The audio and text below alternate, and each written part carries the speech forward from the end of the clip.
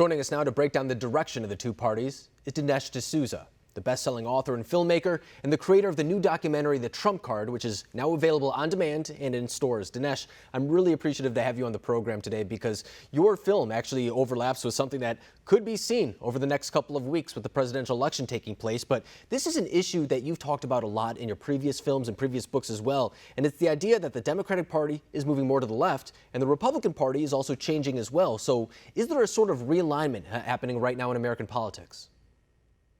I think there are certainly some key points of realignment. The Republicans used to be quite incontestably the party of the rich.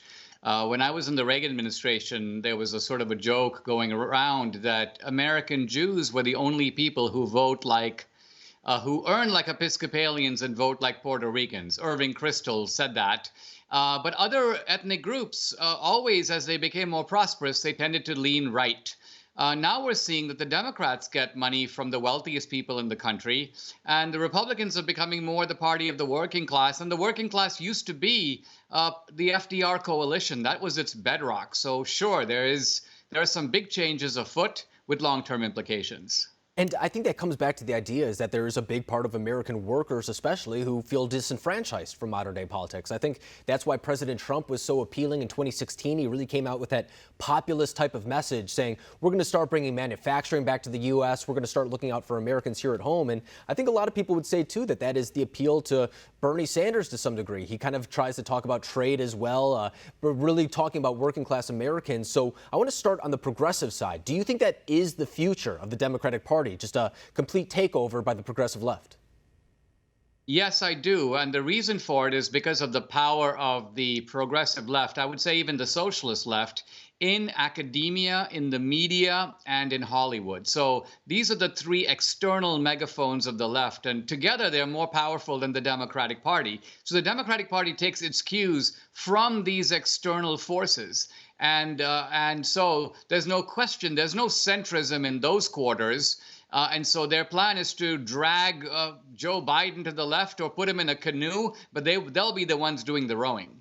And I think what you are doing is something that is so important on that front, too, because if you want to fight the culture war, you have to get involved in some degree as well. I mean, we can complain about Hollywood, for example, but conservatives need to compete with Hollywood to some degree if they want to be involved in that conversation. The same thing could go for the classroom as well. I mean, so much of what is being taught in colleges is more leftist ideology, and you don't really get the conservative perspective, for example. You could go through a lot of different industries, including tech, for example, as well. A lot of people are talking about tech censorship, and I think the only way to really combat that to some degree is to bring in a conservative example. So do you think that the future of conservatism, in a way, is changing as well, and those are some of the steps that people should be taking? Yes, I think that, well, particularly if conservatives lose the next election, I don't think they will, but if they do, they'll be facing the problem that the left will try to set up a very intolerant culture across the board, a political culture, as well as a sort of culture of sports and entertainment. And they're going to try to force us to live in it and conform to their norms. So we will be faced with the choice of either doing that or setting up our own culture. And by that, I mean our own music, our own comedians, our own entertainment, our own education, figuring out better ways to deliver educational services for a cheaper price. And I think a good example of that is the way that, for example, I'll use Joe Rogan as an example. I mean, he's not someone who by any means is conservative or far right or anything like that. But every now and then he does challenge the status quo. He will talk out about Joe Biden or whoever it may be. And even now, we're seeing maybe people within Spotify trying to censor him for those type of views, things of that nature as well. And now we're looking at a time, too. Today, for example, House Speaker Nancy Pelosi said she wants to create a commission to determine if she thinks the president is fit or not. Essentially saying that the will of the people is out the window now. Now it's about the people who are in power making those determinations for themselves. Do you fear that that'll get even worse under a Biden-Harris administration, someone who has already faced accusations of authoritarianism?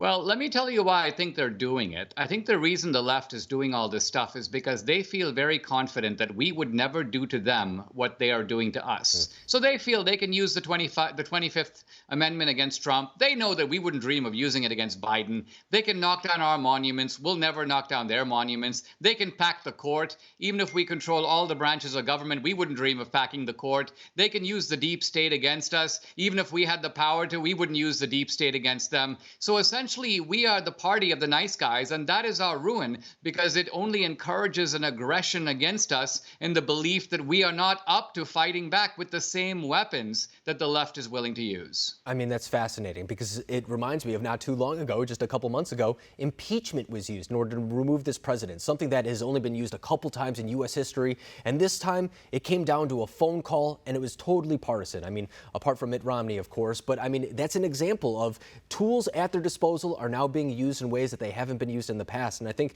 people do need to wake up to that very realization that you're saying as well. But really quickly, too, I want to let people know where they can see your movie, The Trump Card, coming out. I know it came out this past Tuesday. It's in stores across the country, but it's also available to stream on demand, I believe, as well. Is that correct? Yeah, incredibly, on the physical DVD, Amazon is already out. They've been flooded with orders. So you can get it at Walmart.com or Target.com. Really go to TrumpCardTheMovie.com because that has all the digital platforms.